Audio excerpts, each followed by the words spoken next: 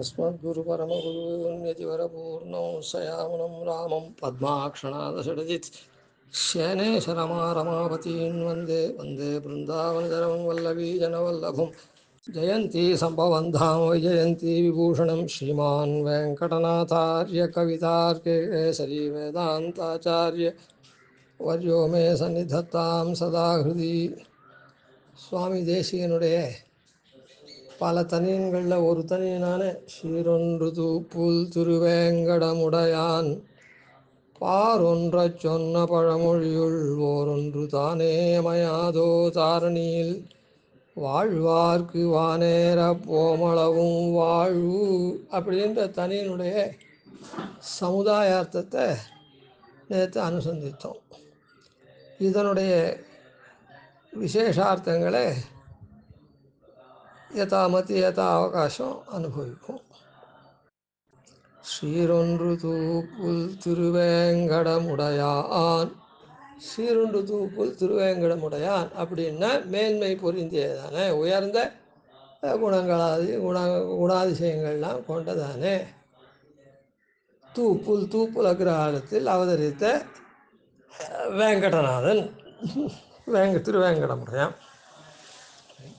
இப்போது இதில் திருவேங்கடமுடையான்னு திருநாமம் இருக்குது, தூப்புல்னு ஒரு அடமொழி இருக்குது. தூப்புல் அவதரிச்சதுனால, தூப்புல் அக்ரஹாரத்தில் அவதரிச்சதுனால சீரொன்று, அதாவது சீர்னா மேன்மை, அந்த மாதிரி ஒன்றுன்னா பொருந்தி இருக்கிறது, கல்யாண குணங்கள்லாம் பொருந்தி இருக்கிறவர் தூப்புல் திருவேங்கடமுடையான். தூப்புல் அவதரித்த வேதாந்த தேசிகன் திருவேங்கடமுடையான். திருவேங்கடமுடையான் எப்படி இருக்கார், தூப்புல் திருவேங்கடமுடையான் எப்படி இருக்கார் அப்படின்றத கலியனே ஸ்பஷ்டமாக சாதிச்சிருக்கார்.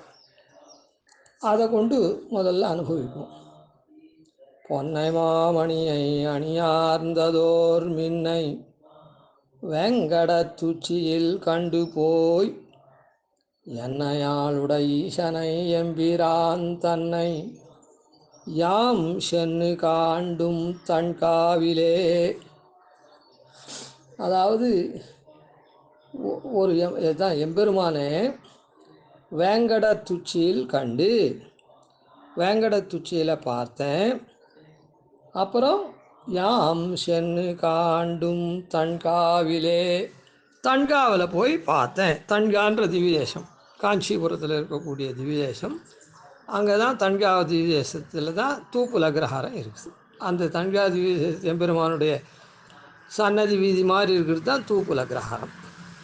சரி, அதில் இருக்கக்கூடிய திருவேங்கடமுடையான்றது திருமலை ஸ்ரீனிவாசன், தூப்புல் திருவேங்கடமுடையான்றது தூப்புல் வேதாந்த தேசிகன். திருவேங்கடமுடையானுடைய தன்மையை எப்படி சொல்கிறார்? பொன்னை மாமணியை அணியார்ந்ததோர் மின்னை, பொன்னை மாமணியை அணியார்ந்ததோர் மின் அப்படின்னு திருவேங்கடத்து உச்சியில் இருக்கானே, அவனுக்கு இந்த 3 அடமொழி போட்டிருக்கார்.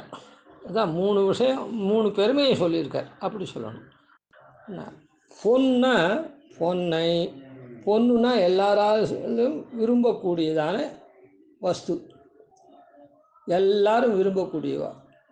அந்த பொன் போன்று ஸ்பிருகணீயமாக அந்த எம்பெருமான் திருவேங்கடமுடையான் விளங்குகிறான் அப்படின்னு அர்த்தம். ஸ்பிருகணீயமான எல்லாரும் விரும்பக்கூடியவனா எம்பெருமான் திருவேங்கடத்தில் இருக்கான். சரி, எல்லாரும் விரும்பினாக்கா அப்புறம் எப்படி இருக்கான்? எல்லாரும் விரும்புகிறா, அவன் எல்லாருக்கும் என்ன பண்ணுறான்? எட்டுவனா? எல்லாரும் அவனை கையாள முடியுமா அப்படின்னா எல்லாரும் கையாள முடியும். மாமணியை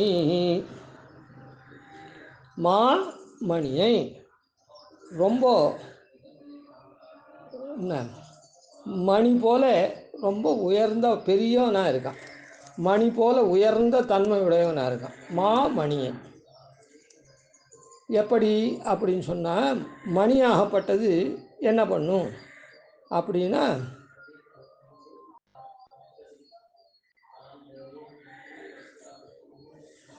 மணியாகப்பட்டது எல்லோரும் சுலபமாக கையாளலாம். அதாவது பழங்காலத்து விவகாரப்படி அப்படியே முந்தானையில் முடிச்சுண்டுள்ளலாம். ஒரு முடிச்சு போட்டு வச்சுக்கலாம் மணியை. உயர்த்தியான வஸ்து, பல ஆயிரக்கணக்கான ரூபாயை உடையது.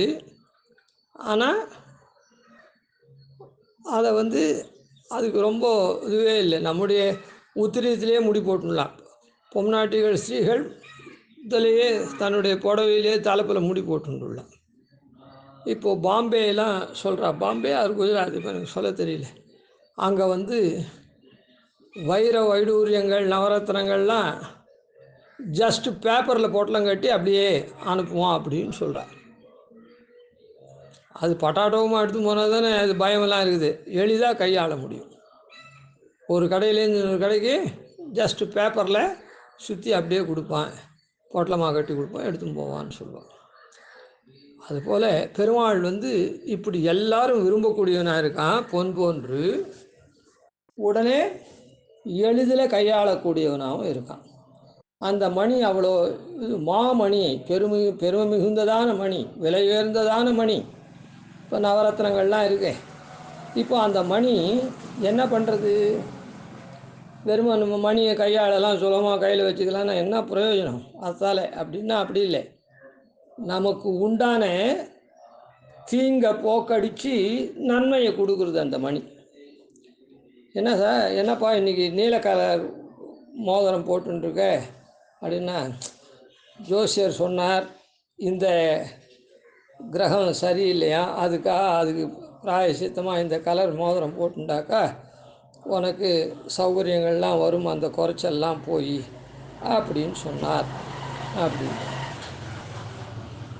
இன்றைக்கி அப்புறம் ஒரு கால விஷயத்தில் பச்சைக்கல், அப்போ அந்த கிரகத்தினுடைய கோளாறு இருந்தது, அதனால் அது பண்ணேன். இப்போ இந்த கிரகத்தினுடைய இன்னொரு கிரகத்தினுடைய இது இருக்குது, தாக்கம் இருக்குது, அதனால் இத்தப்போ சொன்னார் ஜோசியர் அப்படின்னு சொல்லி போட்டுக்கிறார்.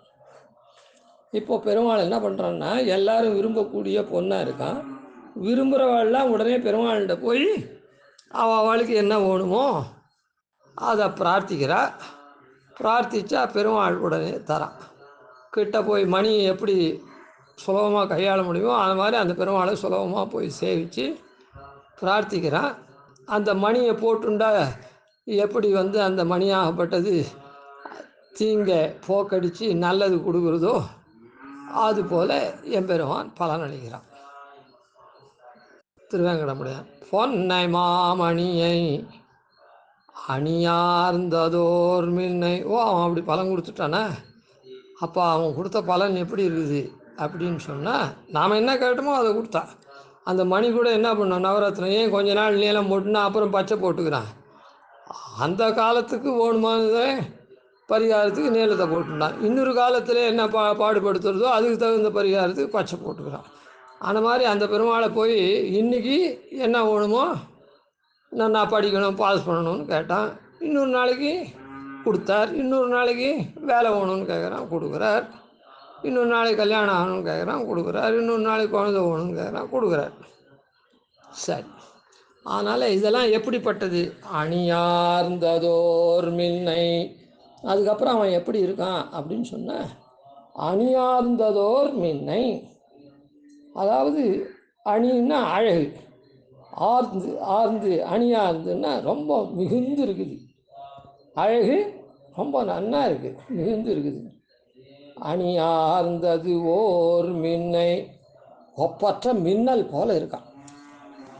அழகு நிறைந்த ஒப்பற்ற மின்னல் போல இருக்கான். மின்னல் என்ன பண்ணுறது? கொடி கொடி கொடி கொடியாக போகிறது மின்னல், பார்க்குறதுக்கே அழகாக இருக்குது.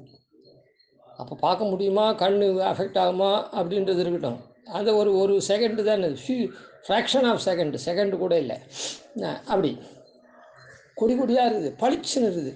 ஒரே இருட்டில், அமாவாசை இருட்டில் பவர் மொத்தம் கட்டாகி போன சமயத்தில் அந்த மின்னல் இது பண்ணச்சு, எங்கேயோ மின்றது உள்ளுக்குள்ளே கூட வெளிச்சம் அடிக்கிறது. அந்த ஃப்ராக்ஷன் ஆஃப் செகண்டுக்கு உள்ளெல்லாம் கூட பளிச்சுன்னு இருக்குது. எங்கேயோ கண்ணாடிலாம் தாண்டி அப்படி வருது. மித்தத்துக்காக கிராமத்து வீடாக இருந்தால் மித்தத்துக்காக வர வெளிச்சம் உள்ளெல்லாம் அடிக்கிறதுன்னு சொல்லலாம். டவுன் மாதிரி இருக்கிற வீடுன்னா கண்ணாடி கதவு ஜன்னலில் வச்சுருக்கா. அது மூலமாக அது உள்ளலாம் பிரகாசிக்குது. Fraction of second. அதாவது இப்போ கீழே அந்த மணியை போன்று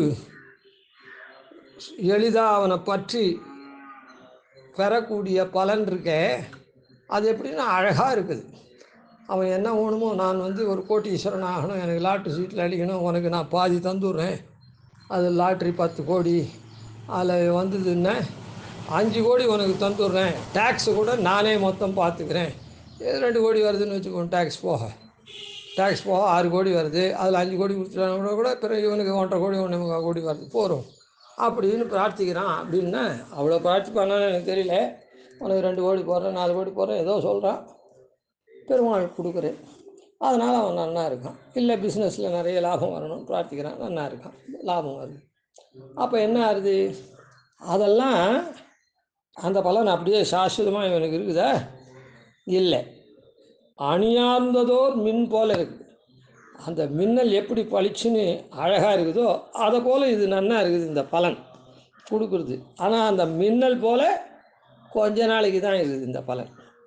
அதாவது மின்னல் ஃப்ராக்ஷன் ஆஃப் செகண்ட், அரை செகண்டு 1/4 செகண்டுன்னு சொல்கிறோம். அந்த மாதிரி உடனே இது போயிடுமா அப்படின்னு கேட்கக்கூடாது. இது 10, 20, 50 வருஷத்துக்கு இவன் கொடுக்குற பலன் இவன் பிரார்த்திக்கிற படிக்கு இருக்குதுந்தா கூட நல்ல வேலை கிடைக்கணும்னா 20 வயசில் 25 வயசில் நல்ல வேலை கிடைக்கணும் அப்படின்னு சொல்லி பிரார்த்திச்சான்னா வசந்த படிச்சுட்டு 55 வயசு வரையில் 60 வயசு வரையில் அந்த நல்ல வேலையில் இருக்கான், 40 வருஷம் இருக்கான். ஆனால் அந்த 40 வருஷன்றது அனாதி காலமாக நாம் பிறந்து இறந்து திருப்பி பிறந்துட்டுருக்குமே. இந்த காலத்துலேயும் இன்னும் அனந்த காலம் இருக்குது, முடிவு இல்லாத காலம். அந்த காலத்தில் நாம் அதை ஒப்பிட்டு பார்த்தோன்னு சொன்னால் அது என்ன இருக்கும்? மின்னல் போல தான் இருக்கும். ஃப்ராக்ஷன் ஆஃப் செகண்டு தான் இந்த டியூரேஷன். அதனால் இந்த எல்லாரும் விரும்பக்கூடியவனாக இருக்கிற எம்பெருமான் மணியை போல கையாண்டு அவளுடைய துக்கத்தை துடைத்து, அவள் பிரார்த்திக்கிற படிக்க அவளுடைய துக்கத்தை துடைத்து அவனுக்கு பலன் தரானே, அது இந்த மின்னல் போல இருக்கக்கூடியவன்.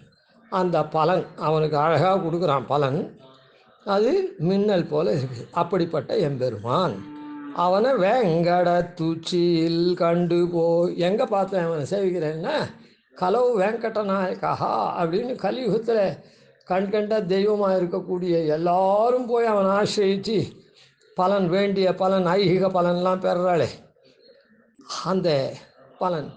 இப்போ அவன் ஆமுஷ்மிக பலன் தரமாட்டானா? நிச்சயமாக தருவான். ஆனால் அதுக்கு யாரும் அவங்ககிட்ட போகிறதில்லை.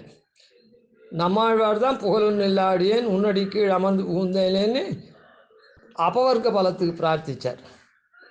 நான் ஆமுஷ்மிக பலன்றது மறுமையில் வரக்கூடிய, இந்த ஜென்மத்தில் இல்லை, மறுமையில் இன்னொரு ஜென்மத்தில் வரக்கூடிய தேவலோக பிராப்தியெல்லாம்.